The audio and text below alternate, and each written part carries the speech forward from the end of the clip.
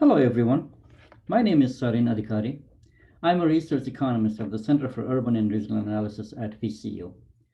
I'll be talking about data and metrics related to food deserts in general, and also what we know about Richmond's food deserts in particular.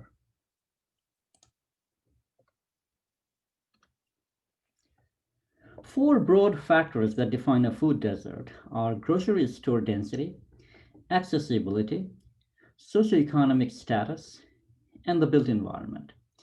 Food deserts in general have fewer full service grocery stores and sit in restaurants. Instead, the population in those areas are served by convenience stores and fast food joints. Lower grocery store density also implies longer distance traveled by the residents to access these locations. The U.S. Department of Agriculture uses a watershed of about 1 mile to define convenient access to grocery stores in urban areas. Accessibility is lower in areas where a majority of people do not own a vehicle and or do not live near a bus stop. Lack of access is more pronounced for residents with age or other health-related mobility issues. There are certain socioeconomic characteristics that are closely associated with food deserts. The population in this area generally have lower income, lower educational attainment, and high unemployment. Low-income neighborhoods are known to have 30% fewer grocery stores and four times as many convenience and fast food stores than middle or high-income neighborhoods. Due to lack of accessibility and limited options available where they live, residents end up paying more for unhealthy food options. These communities are also known to have poor health metrics characterized by high levels of obesity and heart disease and lower immunity levels. In terms of built environment, many food deserts are characterized by blight-like conditions, such as higher number of vacant and boarded up houses, high foreclosure rates and banned sales, lower property values, and reduced economic activities. Many of these neighborhoods also have high crime and very low perception of safety. Next, I'll share a few map overlays that we used to identify food deserts in Richmond region. The areas highlighted in red in this map represents the census tracts that are identified by the Department of Agriculture as having low income and low access to grocery stores. Because census tracts are based on administrative boundaries, they do not accurately represent where the population is concentrated and where specifically are the food deserts located. Next, we overlaid the location of grocery supermarkets and used a 1 mile radial buffer around them to get a general idea about their coverages. As we can see, the density of grocery stores is higher in the west side compared to Richmond's east end and the north side. However, as mentioned earlier, the radial flyby buffers are not as accurate. So, we created a network-based catchment zone using the road network data published by Virginia Geographic Information Network. The area rendered in yellow is the distance that one can realistically travel using available road network. We removed interstate highways from this calculation as you cannot walk on them. You'll notice that the network-based service areas are significantly smaller than radial buffer. This map represents the percentage of population without a vehicle. As you can see, a large proportion of residents living in Richmond's East End, South Side, and some parts of the North Side do not own a vehicle. Next, we identified food vulnerable areas by overlaying areas with high poverty, high transit dependency, and low or no access to a vehicle.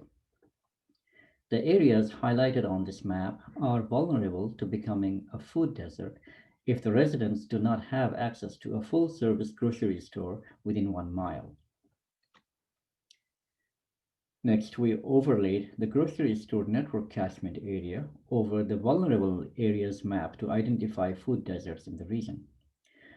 Through this overlay technique, we identified areas such as Highland Park and Washington Park in the north side, Gilpin, Whitcomb, Fairfield, Mosby, and Creighton neighborhoods in the east end, and Woodhaven, Warwick, Brookbury, Cottrell Farms, and parts of Manchester in the Richmond south side, and Highland Spring neighborhood in eastern Henrico as food deserts. We are hoping that the participants of this workshop might be able to identify other areas based on their local knowledge and experience that we might have missed out during this quantitative exercise. We also overlaid some of the common socioeconomic and neighborhood characteristics over the identified food deserts. We found that median household income is among the lowest in these areas. And most of the identified areas have high unemployment rates. Also, a large majority of the residents living in these areas received Supplemental Nutrition Assistance, or SNAP, in the past year. Similarly, the identified food deserts have one of the lowest rents in the region and lower homeownership or high rental occupancy, which generally reflects a low community participation in collective initiatives. Some of the identified food desert areas have higher crime rates. It impacts people's mobility by lowering their sense of security while making a trip to the grocery store, and also impacts entry of new businesses in those areas. Most of the identified food deserts in the east end and the south side have the lowest property values in the region. Some neighborhoods in the north side have experienced rise in property values in recent years, but these are also the neighborhoods that are gentrifying. The neighborhoods identified as food deserts also have among the highest foreclosure rates and highest number of bank sales in the region, and also have higher concentration of public and assisted housing. The so-called negative stereotypes attached to public housing also keeps new businesses away. The grocery store vacuum, thus generated due to a multitude of factors, is mostly filled by convenience stores or corner stores that have fewer fresh food options and are relatively expensive. These are photographs of some of the many convenience stores that are the only marketplace for grocery shopping in the identified food deserts. We are aware through the literature, through local news media, and some through word of mouth about some of the past and current initiatives to address the food accessibility problem in the region. However, such information is not readily available. Information about the locations and service areas of, for example, local food banks, shuttle services, community gardens, and urban farms, etc., could be useful to us. We are looking forward to engaging with the participants of this workshop to identify such initiatives and relevant information. Also, we seek to learn from your experiences, success stories, possible pitfalls, and ideas about alternative place-based solutions that might work. We look forward to learning about some of these aspects during the breakout sessions in the afternoon. Sorry.